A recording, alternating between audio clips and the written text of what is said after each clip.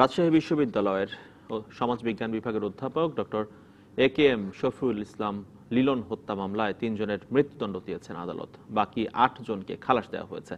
দুপুরে রায় দিয়েছেন রাজশাহী দ্রুত বিচার ট্রাইব্যুনালের বিচারক অনুপ কুমার। রায়ে অসন্তোষ জানিয়েছেন লিলনের পরিবারের সদস্যরা।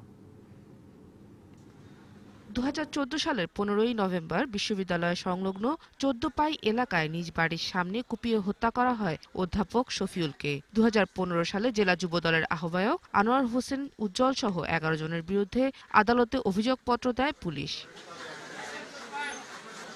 দীর্ঘ 5 বছর পর শুনানি শেষে যুবদল নেতা আব্দুস সামাদ পিন্টু, আরিফুল ইসলাম মানিক ও সবুজ শেখকে মৃত্যুদণ্ড দেন আদালত। এর মধ্যে পিন্টু ও মানিক কারাগারে, পলাতক রয়েছে সবুজ। মামলায় খালাস পেয়েছেন জেলা যুবদলের আহ্বায়ক আনোয়ার হোসেন উজ্জ্বল, সিরাজুল, আল মামুন, আরিফ, সাগর, জিন্নাত, ইব্রাহিম ও নাসরিন আক্তার রেশমা। রায়ে অসন্তোষ জানিয়েছেন অধ্যাপক শফিউলের ছেলে। মামলার বাদী পুলিশ হওয়ায় হত্যার তদন্ত ঠিকমতো হয়নি বলে অভিযোগ তার। যে তদন্তের ভিত্তিতে মামলা আজকে রায়টা দিয়েছে আদালত, তার নিজস্ব প্রক্রিয়াতে সেই ব্যাপারে আমার কোনো সন্দেহ নেই। আমার তো সন্দেহটা তদন্ত নিয়ে। তো তদন্তে যে যা উঠে এসছে সেটা অনুযায়ী করেছে, রায়টা দিয়েছে আজকে। এখন এই তো, আমার তো আগে থেকে রায় নিয়ে কোনো প্রত্যাশা ছিল না। তবে রায় সন্তুষ্ট রাষ্ট্রপক্ষের আইনজীবী। যে রায়টি দিয়েছে সেই রায়টি অত্যন্ত বিচক্ষণতার সহিত, এবং আশা করছি, আমি আশাবাদী রাজশাহী বিশ্ববিদ্যালয়ের ধারাবাহিক শিক্ষক হত্যার যে প্রবণতা, আমি মনে করি যে এই রায়ের মধ্যে এটা বেশ আগামী দিনে কমবে, এইটুকু আমার বিশ্বাস। এদিকে 8 জন খালাস পাওয়ায় সন্তোষ জানিয়ে আসামি পক্ষের আইনজীবী বলেছেন, মৃত্যুদণ্ড পাওয়া 2 জনের জন্য আপিল করা হবে। 8 জন আসামি খালাস পেয়েছেন, তাতে আমরা সন্তুষ্ট। কিন্তু যে 3 জন আসামিকে এই মামলায় জেল দেওয়া হয়েছে, তাদের বিরুদ্ধে 2 জন আসামি কোর্টে প্রেজেন্ট আছে, তাদের বিরুদ্ধে উচ্চ আদালতে আপিল হবে। পুলিশের অভিযোগপত্রে বলা হয়, লিলনের সঙ্গে দ্বন্দ্বের জেরে বিশ্ববিদ্যালয়ের হিসাব শাখায় কর্মরত নাসরিন আক্তার রেশমার স্বামী যুবদল নেতা পিন্টু ও আনোয়ার হোসেন উজ্জ্বল এই হত্যাকাণ্ড ঘটিয়েছে। এদিকে ধর্ম অবমাননাকারী আখ্যা দিয়ে জঙ্গি সংগঠন আনসার আল ইসলাম বাংলাদেশ 2 এর হত্যার দায় স্বীকার করলেও তার সত্যতা খুঁজে পায়নি পুলিশ। DBC news desk. ফেনী সোনাগাজীর মাদ্রাসা শিক্ষার্থী নুসরাত জাহান রাফির বাবা AKM মুসা, মা শিরিনা আক্তার ও 2 ভাই প্রধানমন্ত্রী শেখ হাসিনার সঙ্গে সাক্ষাৎ করেছেন। সকালে প্রধানমন্ত্রীর কার্যালয়ে তার সঙ্গে দেখা করেন নুসরাতের পরিবারের সদস্যরা। শেখ হাসিনা নুসরাতের পরিবারের প্রতি সান্ত্বনা ও গভীর সমবেদনা জানিয়েছেন। এ সময় প্রধানমন্ত্রী তাদের সব ধরনের সহযোগিতার আশ্বাস দিয়েছেন। 6 এপ্রিল সকাল 9টার দিকে আলিম পরীক্ষা দিতে সোনাগাজী ইসলামিয়া ফাজিল মাদ্রাসা কেন্দ্রে যায় নুসরাত। এরপর কৌশলে তাকে পাশের ভবনের ছাদে ডেকে নেওয়া হয়। বোরকা পরা 4 থেকে 5 জন ব্যক্তি তার শরীরে কেরোসিন ঢেলে আগুন ধরিয়ে দেয়। নুসরাতকে উদ্ধার করে তার স্বজনরা প্রথমে সোনাগাজী উপজেলা স্বাস্থ্য কমপ্লেক্সে নিয়ে যায়, পরে তাকে ফেনী সদর হাসপাতালে নেওয়া হয়। প্রাথমিক চিকিৎসা দেওয়ার পর তাকে ঢাকা মেডিকেলের বার্ন ইউনিটে ভর্তি করা হয়। চিকিৎসাধীন অবস্থায় 10ই এপ্রিল নুসরাত মারা যায়। অসৎ উদ্দেশ্যে থানায় নুসরাতের জবানবন্দি ভিডিও করে ছড়িয়ে দেয় এবং আপত্তিকর প্রশ্ন করায় সোনাগাজী থানার সাবেক ওসি মোয়াজ্জেম হোসেনের বিরুদ্ধে মামলা হয়েছে। বেলা 12:30টার দিকে ঢাকার সাইবার ক্রাইম ট্রাইব্যুনালে মামলাটি করেছেন আইনজীবী ব্যারিস্টার সাইদুল হক সুমন। এদিকে হত্যার দায় স্বীকার করে আদালতে জবানবন্দি দিয়েছে 2 আসামি নুরউদ্দিন ও শাহাদাত হোসেন শামীম। কারাগারে থাকা মাদ্রাসা অধ্যক্ষের নির্দেশেই নুসরাতকে পুড়িয়ে মারা হয় বলে জবানবন্দি দিয়েছে তারা। রোববার বিকেল থেকে মধ্যরাত পর্যন্ত নেওয়া হয়েছে জবানবন্দি। দীর্ঘ 9 ঘন্টার এই জবানবন্দিতে সোনাগাজী উপজেলা আওয়ামী লীগের সভাপতি রুহুল আমিন সহ জড়িত অন্যদের নামও উল্লেখ করেছে তারা। নূরকে ময়মনসিংহের ভালুকা এবং শামীমকে মুক্তাগাছা থেকে গ্রেফতার করে পিবিআই।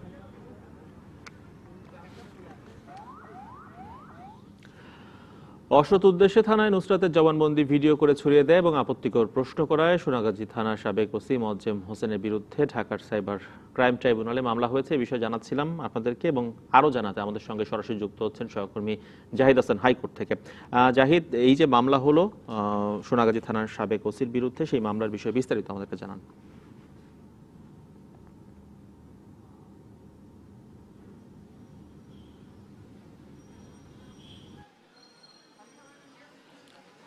সোনাগাজী ইসলামিয়া ফাজিল মাদ্রাসার যে শিক্ষার্থী নুসরাত জাহান, যাকে তার গায়ে কেরোসিন ঢেলে আগুন ধরিয়ে দেওয়া হয়, পরে তিনি ঢাকা মেডিকেল কলেজ হাসপাতালে চিকিৎসাধীন মারা যান গত 10ই এপ্রিল। এই ঘটনাটি ব্যাপকভাবে আলোচিত হয় সারা দেশে, এবং এই ঘটনায় যেটি আপনি বলছিলেন যে এই ঘটনায় যে ওসি তিনি যখন এই অভিযোগ দিতে যান যে অধ্যক্ষ ছিলেন ওই মাদ্রাসার সিরাজউদ্দৌলা তার বিরুদ্ধে, তখন ওসি তার অনুমতি ছাড়া এবং কোনো আইনজীবী অথবা পুলিশের উপস্থিতি ছাড়াই তিনি নুসরাতের ভিডিও অনৈতিকভাবে এবং আইন বহির্ভূতভাবে তিনি এই ভিডিওটি ধারণ করেন, এবং পরবর্তী তিনি এই ভিডিওটি সামাজিক যোগাযোগ মাধ্যম সহ ইন্টারনেটে ছড়িয়ে দেন।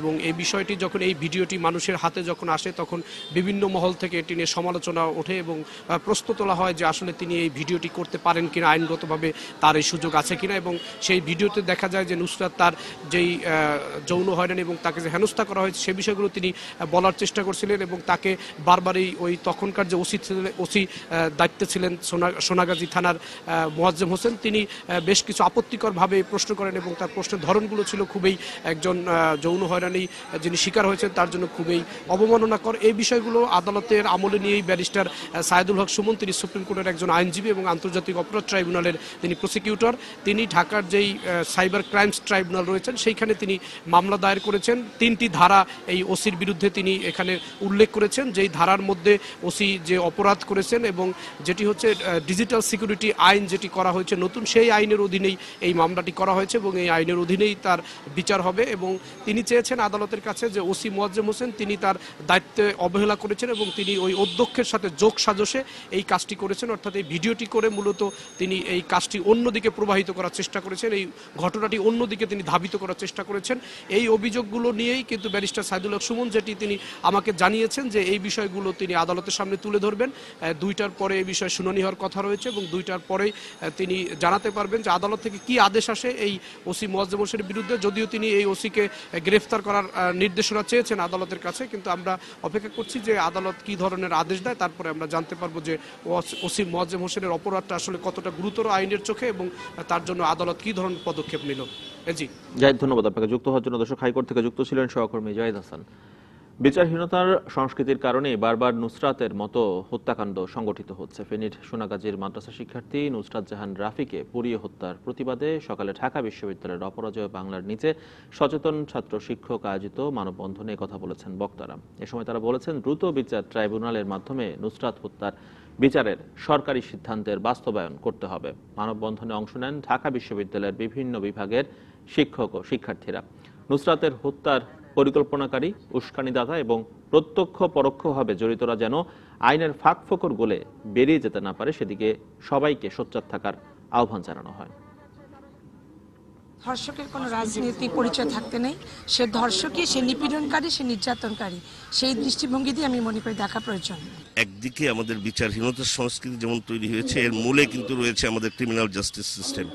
আমাদের এই ক্রিমিনাল জাস্টিস সিস্টেমটা মূলত উপনিবেশিক সৃষ্ট যে ক্রিমিনাল জাস্টিস সিস্টেম, সেখানে পুলিশ, কোর্ট এবং প্রিজনের যতদিন পর্যন্ত আমূল সংস্কার না হবে ততদিন পর্যন্ত কিন্তু সাধারণ মানুষের অধিকার সংরক্ষণ করা খুবই কঠিন। আমাদের যদি এভাবে পুড়ে মেরে ফেলে তাহলে তো একটা শ্মশান ক্ষেত্র হয়ে যাচ্ছে, তাহলে তো আমাদের দেশে আর থেকে কোনো দরকার নেই।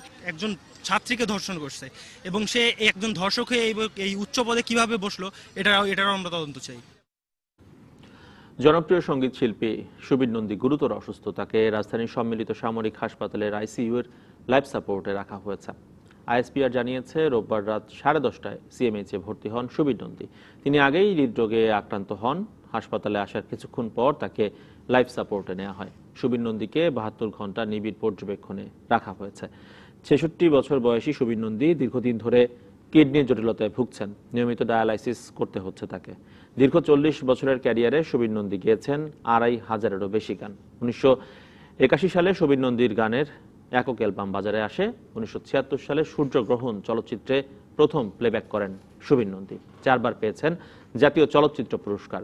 সঙ্গীতে অবদানের জন্য পেয়েছেন 21 পদক সম্মাননা। ঢাকা ছেড়েছেন ভুটানের প্রধানমন্ত্রী লোটে শেরিং। সকাল 9:35 শাহজালাল বিমানবন্দর ছেড়ে যায় তাকে বহনকারী ফ্লাইটটি। শুক্রবার সকালে ঢাকায় আসেন ভুটানের প্রধানমন্ত্রী ও তার সফর সঙ্গীরা। বিমানবন্দরের ভিভিআইপি লাউঞ্জে লোটে শেরিংকে অভ্যর্থনা জানান প্রধানমন্ত্রী শেখ হাসিনা। শনিবার প্রধানমন্ত্রী শেখ হাসিনার সঙ্গে বৈঠকে 4টি সমঝোতা স্মারক ও একটি চুক্তি সই হয়। পহেলা বৈশাখে বঙ্গবন্ধু আন্তর্জাতিক সম্মেলন কেন্দ্রে সুরের ধারার অনুষ্ঠানে যোগ দেন তিনি। পরে নিজের পুরনো শিক্ষায়তন ময়মনসিংহ মেডিকেল কলেজে নববর্ষের অনুষ্ঠানে অংশ নেন ভুটানের প্রধানমন্ত্রী লোটে শেরিং।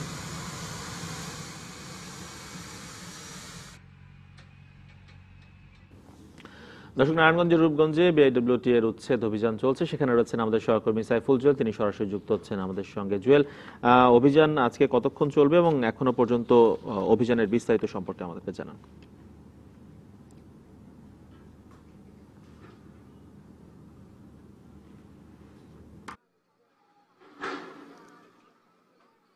মাহমুদ, আপনি জেনে থাকবেন যে আসলে ঢাকার তীরবর্তী যে সকল নদীগুলো রয়েছে ঢাকার চারিদিকে, তো সেই নদীগুলোর চারপাশে কিন্তু বিআইডব্লিউটি এর অভিযান বেশ কিছুদিন ধরে চলমান ছিল। তো এর আগে তুরাগ নদী সহ অন্যান্য নদীগুলোতে অভিযান চলেছে। আজ সকালে আসলে নারায়ণগঞ্জের রূপগঞ্জের তারাবো পৌরসভাতে এই অভিযান শুরু হয়। এই অভিযানের শুরু 10টা থেকে শুরু হওয়ার কথা থাকলেও বেলা 12টা থেকে নারায়ণগঞ্জ সদর থেকে এক্সকেভেটর তারাবো পৌরসভা এসে পৌঁছায়। এরপরে অভিযান শুরু হয়। এখন পর্যন্ত আমরা যতদূর দেখেছি যে 15 থেকে 20টি ছোট বড় স্থাপনা, অর্থাৎ পাকা আধা পাকা স্থাপনা, এগুলো উচ্ছেদ করা হয়েছে, ভাঙা হয়েছে। তো উচ্ছেদের প্রাক্কালে আসলে স্বাভাবিকভাবে যেটা আমরা দেখে থাকি যে স্থানীয় জনগণের একটি প্রতিবাদ আমরা সবসময় লক্ষ্য করে থাকি, সেই জায়গাটি থেকেও স্থানীয় জনগণের প্রতিবাদ ছিল। তারা অনেকে বলেছেন যে তাদের পৈতৃক সম্পত্তি, তারা অনেকে আদালতের কপি নিয়ে এসেছেন, কিন্তু সবকিছু উপেক্ষা করে আসলে যেটা বিআইডব্লিউটি এর নির্দেশনা রয়েছে যে উচ্চ আদালতের নির্দেশনা অনুযায়ী তারা নদীর তীরবর্তী অঞ্চলগুলোতে কিন্তু উচ্ছেদ অভিযান পরিচালনা করছেন।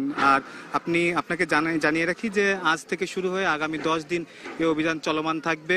কাঁচপুর ব্রিজ পর্যন্ত যতগুলো ছোট বড় স্থাপনা, বৈধ অবৈধ স্থাপনা আছে, সবগুলোতে আসলে এই অভিযান চলমান থাকবে আদালতের নির্দেশনা অনুযায়ী। এবং আজ কাঞ্চন ব্রিজ পর্যন্ত অভিযান চলমান থাকার কথা রয়েছে, যদিও কতটুকু সম্ভব হবে সে ব্যাপারে অনেকটাই সন্দেহ রয়েছে। তবে এখন পর্যন্ত দেখা যাচ্ছে যে এই অভিযানের শুরু থেকে এখন পর্যন্ত যে ধরনের বৈধ অবৈধ স্থাপনা যেগুলো রয়েছে সেগুলোর যে সকল দ্রব্যাদি থেকে থাকে, অর্থাৎ নদীর তীরবর্তী এলাকাতে আমরা দেখে থাকি যে ইট, বালু সহ অন্যান্য সামগ্রী থাকে, তো সেইগুলো কিন্তু এরই মধ্যে নিলাম করা হয়েছে। তো নিলামে স্থানীয় মানুষরা যারা আছেন, স্থানীয় জনগণ যারা আছেন, তারা অংশ নিয়েছেন। আর এ ব্যাপারে সকাল থেকেই সহায়তার জন্য বিআইডব্লিউটি এর পাশাপাশি সহায়তার জন্য আনসার সদস্যরা এবং পুলিশ সদস্যরা এখানে রয়েছেন। কোনো ধরনের অপ্রীতিকর ঘটনা মোকাবেলা যেন না হয় সেই দিকটা তারা লক্ষ্য রেখেছেন। আর এই স্থাপনার ক্ষেত্রে আপনাকে জানিয়ে রাখি যে এখন যেই স্থানটিতে স্থাপনা চলতেছে এর তীরবর্তী আর একটু সামনে গেলেই বেশ কিছু বড় প্রতিষ্ঠান রয়েছে, অর্থাৎ সিটি গ্রুপের মতো বড় কিছু প্রতিষ্ঠান নদীর তীর ঘেঁষে গড়ে উঠেছে। তো সেই জায়গাটা থেকে আসলে কতটুকু বিআইডব্লিউটি এর উচ্ছেদ অভিযান চলমান রাখতে পারবে সেই বিষয়টাই কিন্তু স্থানীয় জনগণ যারা আছেন তারা কিন্তু বলছেন যে তারা কিন্তু সন্দেহ প্রকাশ করছেন। তবে তারা প্রত্যাশা করছেন যে এই উচ্ছেদ অভিযানকে তারা সাধুবাদ জানিয়েছেন। তবে নির্বিশেষে ছোট বড় যত স্থাপনা আছে, শিল্প কারখানা আছে, যে সকল স্থাপনা নদী তীরে গড়ে উঠেছে, সবগুলো স্থাপনার ক্ষেত্রে বিআইডব্লিউটি অটল থাকবে বলে তারা প্রত্যাশা করছেন। মাহমুদ, জুয়েল, আপনাকে ধন্যবাদ যুক্ত হওয়ার জন্য। দর্শক, নারায়ণগঞ্জের রূপগঞ্জ থেকে যুক্ত ছিলেন সহকর্মী সাইফুল জুয়েল। স্বপ্ন ধরার সৌজন্যে ডিবিসি সংবাদে আরো দেখবেন। আবারও কর্মবিরতিতে পাটকল শ্রমিকরা 4 ঘন্টার সড়ক ও রেল অবরোধে ভোগান্তি। স্থানীয় সরকার নির্বাচনে দলীয় প্রতীক ব্যবহার নিয়ে নানা আলোচনা চলছে ক্ষমতাসীন দলে। গেল কয়েক বছরের অভিজ্ঞতা সুখকর নয় দাবি করে দলটির নেতারা বলছেন, প্রতীক পাওয়ার প্রতিযোগিতায় তৃণমূলে বাড়ছে কোন্দল। প্রতীক বাদ দিলে স্থানীয় সরকার নির্বাচন আরো প্রতিদ্বন্দ্বিতাপূর্ণ ও অংশগ্রহণমূলক হবে বলে মতামত দিয়েছেন নির্বাচন পর্যবেক্ষকরা। 4 ধাপের উপজেলা নির্বাচন শেষ হয়েছে। কথা উঠেছে ভোটার উপস্থিতি নিয়ে। প্রতিদ্বন্দ্বিতাপূর্ণ বা ভোটার উপস্থিতি সন্তোষজনক না হওয়ার অন্যতম কারণ সব রাজনৈতিক দলের অংশ না নেয়া। নির্বাচন পর্যবেক্ষকরা মনে করেন, দলীয় প্রতীক না থাকলে বিভিন্ন রাজনৈতিক দলের নেতাদের অংশগ্রহণ সহজ হতো। আমরা দীর্ঘদিন ধরে অরাজনৈতিক ভিত্তিতে স্থানীয় সরকার প্রতিষ্ঠানগুলো নির্বাচন দেখে অভ্যস্ত। তো ফলে নতুন এই আপনার মাত্রাটি অনেকের জন্য অস্বস্তির কারণ হয়ে দাঁড়িয়েছে। প্রতীক বরাদ্দ অনেকটাই অর্ধেক বৈতরণী পার হওয়া এরকমভাবে অনেকে নিয়েছেন। তো ফলে এটা একটা ইম্প্যাক্ট পড়েছে ভোটার টার্ন আউটের উপরে। দলীয় স্থানীয় নির্বাচনটা যখন আমরা দেখতে শুরু করলাম এবং যে ত্রুটিগুলো আমাদের চোখে পড়া শুরু করলো, ভায়োলেন্সটা অনেক তীব্র হলো, অনিয়ম হলো, টাকার ছড়াছড়ি হলো, একটি নির্বাচনও কিন্তু সুষ্ঠুভাবে হতে পারেনি। তৃণমূলে দ্বন্দ্বের জায়গাটা অনেক বেশি তীব্র হয়েছে। দলীয়ভাবে না হলে তখন তো প্রত্যেকে ব্যক্তি হিসেবে যাবে, দল হিসেবে যাবে না। দলের কার্যনির্বাহী কমিটির সভায় বিষয়টি নিয়ে প্রাথমিক আলোচনাও হয়। দলীয় প্রতীকে না হলে উপজেলা নির্বাচন অংশগ্রহণমূলক হওয়ার সম্ভাবনার কথা জানান দলটির যুগ্ম সাধারণ সম্পাদকও। এছাড়া তৃণমূলের কোন্দল তৈরির কারণও বলছেন উপজেলায় দলীয় প্রতীক বরাদ্দ দেওয়া। দলীয় প্রতীকে স্থানীয় সরকার নির্বাচনে যদি মনোনয়ন দেওয়া হয় তাহলে দেখা যায় যে দলের ভিতরে ভুল বোঝাবুঝির সৃষ্টি হয়। এটি স্থানীয় সরকারকে স্থানীয় সরকার এবং স্থানীয় ভিত্তিতে সংগঠনের অনেক সময় ক্ষতি সাধন করে। 2015 সালে ইউনিয়ন ও উপজেলা পরিষদ, পৌরসভা ও সিটি কর্পোরেশন সংক্রান্ত 5টি আইন সংশোধন করে দলীয় প্রতীকে নির্বাচনের সিদ্ধান্ত নেওয়া হয়। Tahsina Jessy, DBC news, Dhaka. বিরতির পর ফিরছি, সঙ্গে থাকুন। BNP chairperson Khaleda Zia parole চাইবেন কিনা সেটি তার নিজের সিদ্ধান্ত বলে জানিয়েছেন দলটির মহাসচিব মির্জা ফখরুল ইসলাম আলমগীর। এখানে দলের কিছু করার নেই বলেও জানান তিনি। জাতীয়তাবাদী ওলামা দলের আহ্বায়ক কমিটির পক্ষ থেকে জিয়াউর রহমানের সমাধিতে শ্রদ্ধা নিবেদনের পর এসব কথা বলেছেন বিএনপি মহাসচিব। একটা বিষয় যেটা আমাদের দলের বিষয় নয়, এটা দেশনেত্রী বেগম খালেদা জিয়া যিনি অসুস্থ তার একটা বিষয়, তার পরিবারের বিষয়। সুতরাং সেটা নিয়ে আমরা খুব বেশি আলোচনা করিনি। জনগণকে সঙ্গে নিয়ে আপনার এই সোচ্চার হতে হবে, সেটাকেই আমরা আন্দোলন মনে করি। তার জন্য আমরা কাজ করছি, তার জন্য আমরা প্রস্তুতি নিচ্ছি। বাংলাদেশে ইউরোপের ক্রেতাদের সমন্বয়ে গঠিত কারখানা পরিদর্শন জোট অ্যাকর্ডের কার্যক্রম চালানোর বিষয়ে শুনানির দিন ঠিক হয়েছে আগামী 19 জুলাই।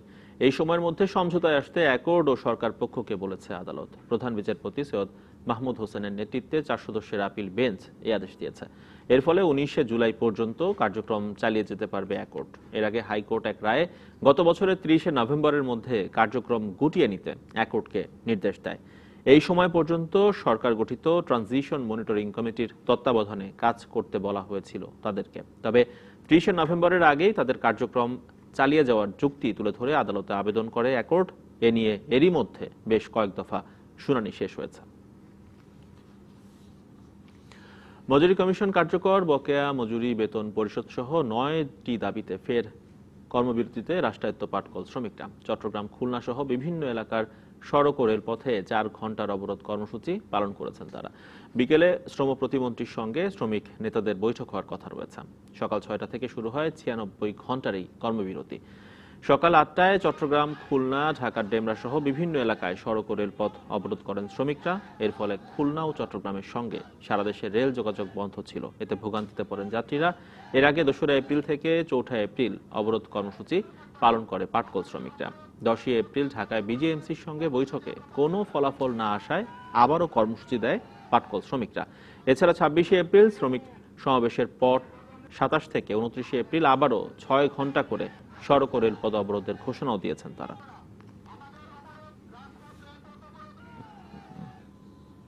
স্বপ্নধরা সৌজন্যের ডিবিসি সংবাদ আরো দেখবেন। রোগীর চাপ সামাল দিতে হিমশিম খাচ্ছে জাতীয় হৃদরোগ ইনস্টিটিউট।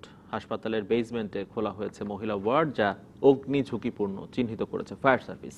আর সেবা নিয়ে রোগীদের রয়েছে বিভিন্ন অভিযোগ। হাসপাতাল কর্তৃপক্ষের আশা, সম্প্রসারিত ভবনের কাজ শেষ হলে 3 থেকে 4 মাসের মধ্যে এই সংকট কেটে যাবে। ছবি দেখে রাজধানীর ব্যস্ত কোনো সড়কের পাশের ফুটপাত মনে হতে পারে। এটি জাতীয় হৃদরোগ ইনস্টিটিউট ও হাসপাতালের মহিলা ওয়ার্ড। সিঁড়ি থেকে বারান্দা, কোথাও পা ফেলার জায়গা নেই। 56 বেডের ওয়ার্ডের রোগী আছে 4 গুণ। আর একই স্থানে চিকিৎসা হচ্ছে বড়দের সাথে শিশুদের। হাসপাতালটি সিসিইউতে দেখা মিলল, গুরুতর অসুস্থ রোগীর জায়গা মিলেছে মেঝেতে। হাসপাতাল জুড়ে অস্বাস্থ্যকর পরিবেশ আর পোকামাকড়ের বাস। নোংরা এ পরিবেশেও রয়েছে বিছানা বাণিজ্যের অভিযোগ।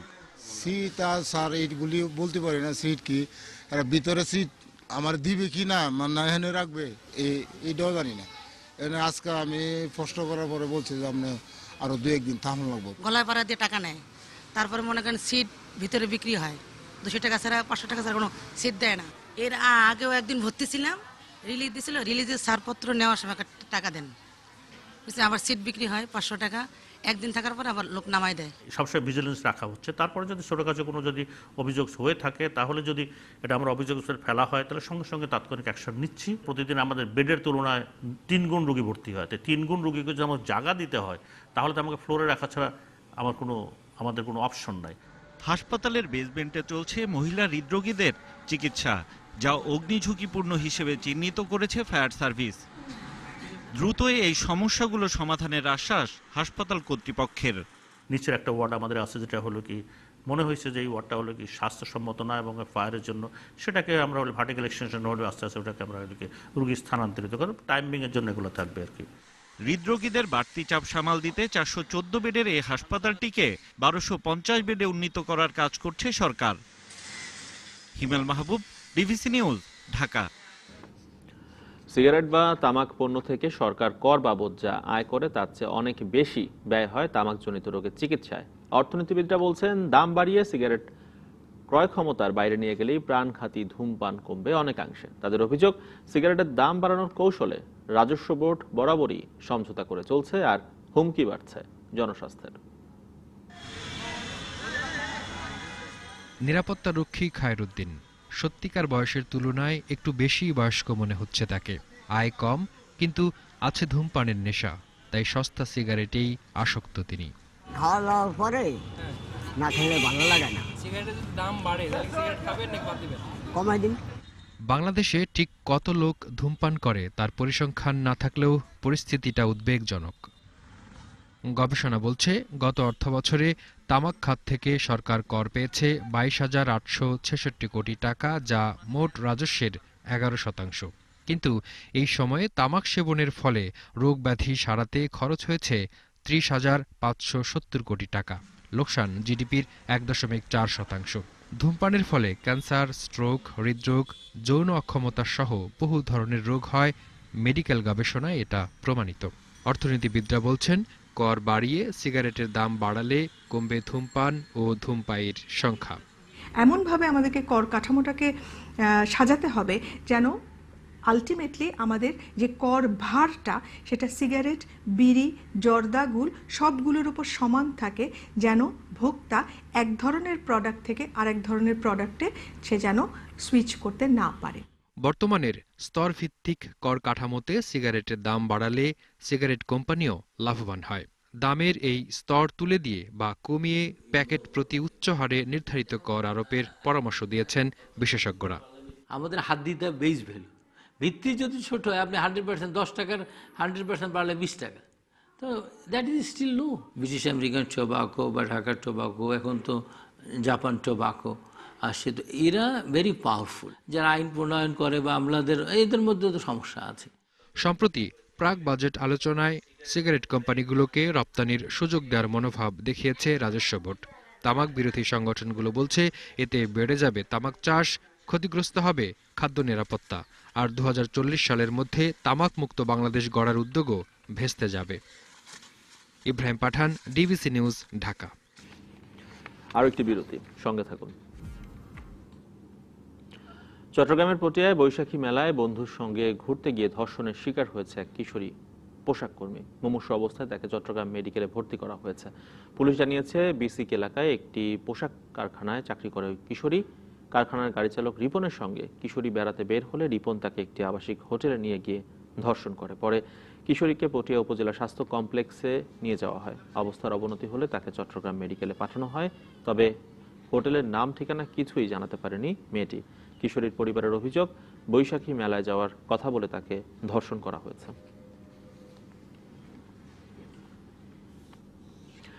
গৃহবধূ জেনিফার মনিকা গোমেজ হত্যায় জড়িতদের বিচারের দাবিতে গাজীপুরে মানববন্ধন ও বিক্ষোভ হয়েছে। সকালে জেলা প্রশাসনের সামনে মানববন্ধনের আয়োজন করে বাংলাদেশ খ্রিস্টান অ্যাসোসিয়েশন। এ সময় বক্তারা জেনিফারের খুনিদের আইনের আওতায় এনে শাস্তির দাবি জানান। মানববন্ধনে উপস্থিত ছিলেন বাংলাদেশ খ্রিস্টান অ্যাসোসিয়েশনের কেন্দ্রীয় সভাপতি নির্মল রোজারিও, মহাসচিব হেমন্ত আই কোরাইয়া, কালীগঞ্জ শাখা কমিটির সভাপতি দিগন্ত রড্রিক্স ও নিহত জেনিফারের মা ললিতা গোমেজ সহ অনেকে।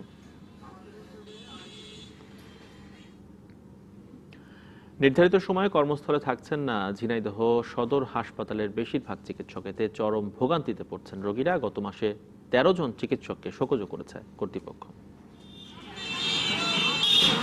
ঝিনাইদহ সদর হাসপাতালে প্রতিদিন চিকিৎসা নেন 800 থেকে 1100 রোগী। 100 শয্যার এই হাসপাতালে প্রতিদিন ভর্তি থাকেন 300 জন, কিন্তু চিকিৎসক না থাকায় প্রায়ই বিপাকে পড়তে হয় রোগীদের। সকাল 8টা থেকে দুপুর 2:30টা পর্যন্ত অফিস সময় হলেও বেশিরভাগ চিকিৎসকই সে সময় হাসপাতালে থাকেন না। প্রাইভেট প্র্যাকটিস, ক্লিনিকে বা বাড়ি ফিরে যান অনেকে, কেউ আবার কর্মস্থলেই আসেন না। যে পরিমাণে লোকবল আছে এতে কিন্তু সম্ভব যদি হৃদয় থেকে চেষ্টা করেন। ব্যক্তিগত চেম্বারে যদি 500, 700, 1000 টাকা ভিজিট দিয়ে দেখেন তাহলে তো সেখানে অবশ্যই ভালো মানের সেবা পাবেন। গত 14ই মার্চ বিশেষজ্ঞ চিকিৎসক ও মেডিকেল অফিসার সহ 13 জনকে শোকজ করেন জেলা সিভিল সার্জন। তবে চিকিৎসক সংকটের কথা জানিয়ে নিয়মিত সেবা দেবার আশ্বাস দিয়েছে হাসপাতাল কর্তৃপক্ষ। আমাদের এখানে চিকিৎসকের 40টা পদ আছে, বর্তমানে 21 জন কর্মরত আছে এবং 3 জন অতিরিক্ত ডেপুটেশনে কাজ করছেন। বাকি 19টা পদ শুরু, যেটুকু আমাদের ত্রুটি বিচ্যুতি থাকে এটা থাকবে না এবং আমরা আরো সুন্দরভাবে রোগীদের সেবা দিতে পারব। DBC news desk.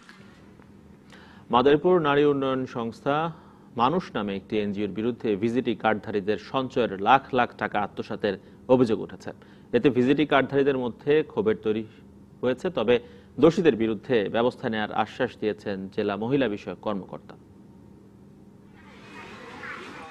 শরীয়তপুরের আঙ্গারিয়া ইউনিয়ন পরিষদের আওতায় ভিজিটি কার্ডধারীরা প্রতি মাসে 30 কেজি করে চাল পেয়ে আসছেন। নীতিমালা অনুযায়ী সরকার কর্তৃক মনোনীত একটি এনজিও প্রতিজন কার্ডধারীর কাছ থেকে প্রতি মাসে 225 টাকা করে নিয়ে জমা রাখে, যা 2 বছর পর লভ্যাংশ সহ জমাকারীকে ফেরত দেওয়ার কথা। কিন্তু মেয়াদ শেষে জমাকারীদের 400 থেকে 2000 টাকা পর্যন্ত কম দেওয়ার অভিযোগ উঠেছে মাদারীপুর নারী উন্নয়ন সংস্থা মানুষের বিরুদ্ধে। এ ঘটনায় ক্ষুব্ধ ভিজিটি কার্ডধারীরা। তাদের অভিযোগ, ইউনিয়ন পরিষদের সাবেক এক সচিব ও মাদারীপুর নারী উন্নয়ন সংস্থার এক কর্মী যোগসাজশে এ অর্থ আত্মসাৎ করেছেন। আমার স্বামী 10 বছর ধরে ঘরে পর আপা আমি ঢুকাইতে পারি না, 5 টাকা কম নেন। নাই নাই, আমার তো 5 টাকা করে হেন তো যান বাড়িতে যাইবেন, টাকা লইয়ে হ্যাঁ পড়াইবেন। 4500 80 টাকা দিছে। তখন আমি বললাম আমার এই টাকা দেন, আমার বইতে যে টাকা আছে টাকা দিবেন। এখন কাকি বাইরে দেয় কথা কেন, এনে কথা কই ঝামেলা করেন না। আমরা বিচার চাই, আমরা খুব কষ্ট করে টাকা দিছি খাইয়া না খাইয়া। তবে অভিযোগ অস্বীকার করেছেন অভিযুক্তরা। সচিব যেই টাকাগুলো নিছে সেটা আমাকে অনেকটা হয়তো বা গ্যাপ আছে, বুঝায় দেয় নাই, সেই কারণে আমি আমার সঞ্চয়তে আমি উঠাইতে পারি নাই। আগে সচিব কার্ড দেওয়া গেছে, বর্তমান সচিব অল্প কয়েকদিন জন্য লাভ পেয়েছে। এই 4 জনের ভিতরেই এই সমস্ত দুর্নীতিটা। দায়ী যেই হোক তদন্ত করে ব্যবস্থা নেওয়ার আশ্বাস দিয়েছেন মহিলা বিষয়ক অধিদপ্তরের কর্মকর্তা। প্রত্যেকটা কার্ডের সাথে কার্ড মিলাই দেখবো, বাই নেমে আমাদের কাছে তালিকা আছে, বাই নেমে দেখবো যে কার নামের এগেইনস্টে আমার ওই জিও কার্ডে যে টাকাটা আছে কার নামের এগেইনস্টে কত টাকা কম বেশি আছে, এবং আমরা এনজিওকে বাধ্য করবো এই টাকাটা দিয়ে দেওয়ার জন্য। DBC news desk. গোপালগঞ্জে ব্যাটারি চালিত ইজি বাইকের ভাড়া 1 লাফে দ্বিগুণ করার অভিযোগ উঠেছে। হঠাৎ করে ভাড়া বৃদ্ধিতে হিমশিম খাচ্ছেন যাত্রীরা, আর চালকরা বলছেন ভাড়া পরিশোধের পর সংসার চালাতে বেগ পেতে হয় তাদেরকে। জনভোগান্তি কমাতে দ্রুত পদক্ষেপের দাবি জানিয়েছেন স্থানীয়রা। গোপালগঞ্জ শহরে যাতায়াতে একসময় ভ্যান, রিকশা, টেম্পো সহ অন্যান্য যানবাহন চললেও বর্তমানে প্রধান বাহন ইজি বাইক। শহরের 15টি রুটে সহস্রাধিক ইজি বাইক চলে। আগে জনপ্রতি সর্বনিম্ন ভাড়া ছিল 5 টাকা। সম্প্রতি জেলা আইন শৃঙ্খলা কমিটির সভায় দুর্ঘটনা এবং যাত্রী ভোগান্তি কমাতে ইজি বাইকে গ্রিল লাগানোর সিদ্ধান্ত হয়, আর এই অজুহাতে ভাড়া দ্বিগুণ করেছে চালকরা। যারা প্রায় প্রতিদিনই ইজি বাইকে চড়েন তারা বলছেন হঠাৎ ভাড়া দ্বিগুণ করায় তারা হিমশিম খাচ্ছেন। 2-3টা বাচ্চা আছে স্কুল কোচিং করে, তাদের জন্য যদি 10 টাকা করে নেওয়া হয়, হাফ ডাউনে আমাদের মাসে 3-4 হাজার টাকা শুধু অটো ভাড়া লাগবে। 5 টাকার ভাড়া 10 টাকা নিছে, 10 টাকার ভাড়া 20 টাকা নিছে। অযৌক্তিক ভাড়া কমানোর দাবি শিক্ষার্থীদের। 10 টাকা ভাড়া ছিল, এখন গ্রিল লাগানোর কারণে এখন 15 টাকা করে নিচ্ছে। আমরা তো এই জিনিসটা কখনোই মানতে পারবো না, আমরা তো স্টুডেন্ট মানুষ, আমরা কোথা থেকে এত বেশি টাকা পাবো? চালকদের দাবি, দিন শেষে মালিককে ভাড়া বুঝিয়ে দিয়ে তাদের হাতে তেমন কিছু থাকে না। ডাইন সাইড আটকায় দেওয়ার কারণে হয়তো আমরা এখন 8 জন টানি, তখন টানবো 5 জন। গাড়ি ভাড়া দিতে হবে 500, আমরা তো বাঁচতে পারতেছি না, আমাদের চাল কেনার পয়সা হয় না। পরিস্থিতি নিয়ন্ত্রণে ভ্রাম্যমাণ আদালত পরিচালনার কথা জানান জেলা প্রশাসক। ডান দিক থেকে যাত্রী উঠানামা করলে এবং ড্রাইভারের দুই পাশে যদি অতিরিক্ত যাত্রী বহন করা হয় তাহলে ড্রাইভারের দক্ষতা কমে যায় এবং সেক্ষেত্রে দুর্ঘটনার আশঙ্কা থাকে। তো অটো চালকরা এই সুযোগে, তারা এই অজুহাতে আমি বলবো যে তারা ভাড়া বৃদ্ধি করে নিয়েছে এবং দ্বিগুণ। তো এটি আমাদের নজরে আসার পর আমরা মোবাইল কোড দিয়েছি, আমরা পুলিশকে বলেছি। ইজি বাইকের ভাড়া নিয়ন্ত্রণে শিগগিরই প্রশাসনের কঠোর পদক্ষেপ চান স্থানীয়রা। DBC news desk. সরকারি উদ্যোগে খনন কাজ চলছে, তাই প্রাণ ফিরতে শুরু করেছে রংপুরের নদ নদীতে। নদী বাঁচাও আন্দোলনকারীদের মতে এতে করে উত্তরের জীববৈচিত্র্য রক্ষার পাশাপাশি পানির স্তরের ভারসাম্য ফিরবে। তবে স্থানীয়দের দাবি, নিয়ম মেনে নদী খননের কাজ চলছে না। বিস্তীর্ণ ফসলের ক্ষেত, বোঝার উপায় নেই এটি রংপুরের পীরগাছা উপজেলার উপর দিয়ে বয়ে চলা বুড়াইল নদী। নদীর বুকেই চলছে বড় আবাদ। কিছুদিন আগেও রংপুরের অনেক নদীর অবস্থা এমন থাকলেও এখন চিত্রটা একটু ভিন্ন। ডেল্টা প্ল্যানের প্রথম প্রকল্প হিসেবে জেলার বুড়াইল নদী সহ 7টি নদ নদী ও খালের খনন কাজ শুরু করেছে পানি উন্নয়ন বোর্ড।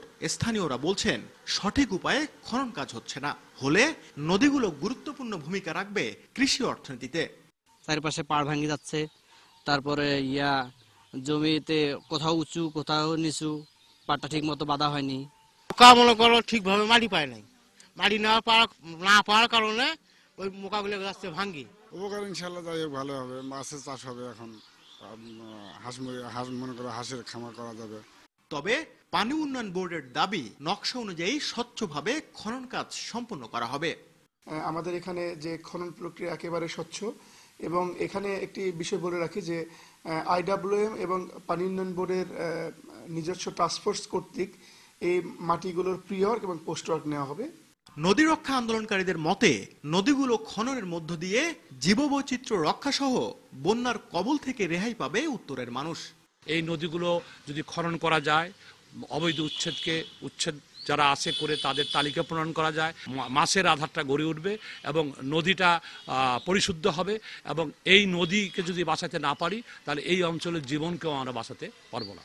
রংপুর জেলায় 141 কিলোমিটার দীর্ঘ খনন কাজের ব্যয় ধরা হয়েছে 77 কোটি টাকা।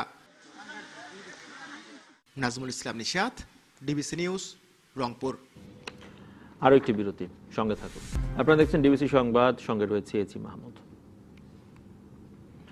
এবারে জানাবো আন্তর্জাতিক খবর। যুক্তরাষ্ট্রের টর্নেডো ও বন্যায় 3 শিশু সহ অন্তত 6 জনের মৃত্যু হয়েছে। শনিবার থেকে বজ্রঝড় ও শিলাবৃষ্টি সহ ঝড়টি যুক্তরাষ্ট্রের এক প্রান্ত থেকে আরেক প্রান্তে তাণ্ডব চালায়। এখন অবস্থান করছে সেটি পূর্ব উপকূলে। শনিবার টেক্সাসের পোলকে ঝড়ে উপড়ে পড়া গাছ চাপায় গাড়িতে থাকা 3 জন, এছাড়া 2 ভাই বোন নিহত হয়েছে। একই দিনে সন্ধ্যায় লুইজিয়ানার মন্ডোতে বৃষ্টির পানিতে উপচে পড়া ড্রেনে ডুবে 13 বছর বয়সী শিশুর মৃত্যু হয়। পার্শ্ববর্তী ক্যালহুন ও মিসিসিপির হ্যামিল্টনে টর্নেডোতে আরও 3 জনের মৃত্যুর খবর পাওয়া গেছে। বৈরী আবহাওয়ার কারণে এখনো পর্যন্ত 6000 ফ্লাইট বাতিল ও বিলম্বিত করা হয়েছে। বিরূপ আবহাওয়ায় যুক্তরাষ্ট্রের মধ্যাঞ্চল থেকে পূর্ব উপকূল পর্যন্ত 10 কোটিরও বেশি মানুষ ঝুঁকিতে রয়েছে বলে সতর্ক করেছে ন্যাশনাল ওয়েদার সার্ভিস। ফিনল্যান্ডের জাতীয় নির্বাচনে জয়ী হয়েছে সোশ্যাল ডেমোক্রেটিক পার্টির অ্যান্টি রিনে। 2003 সালের পর প্রথমবারের মতো কোনো বাম দলের নেতা দেশটির রাষ্ট্রনায়ক হিসেবে নেতৃত্ব দিতে যাচ্ছেন। 17.7% ভোট পেয়ে জয় নিশ্চিত করে দলটি। নিকটতম প্রতিদ্বন্দ্বী ডানপন্থী ফিন্স পার্টি পেয়েছে 17.5% ভোট।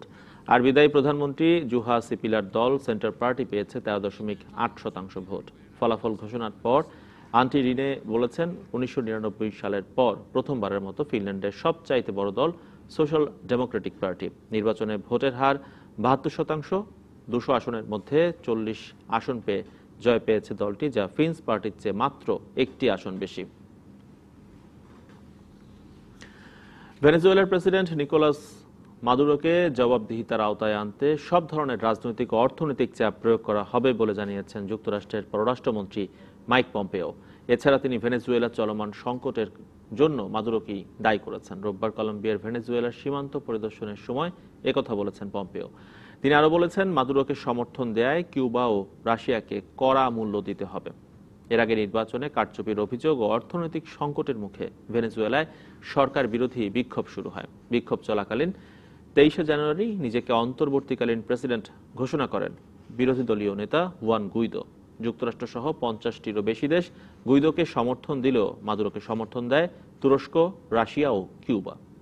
দর্শক, এই ছিল এখনকার মতো। এর পরের খবর নিয়ে আসছেন সুরভি আলম তরুণী। ডিবিসির সঙ্গেই থাকুন 24 ঘন্টা।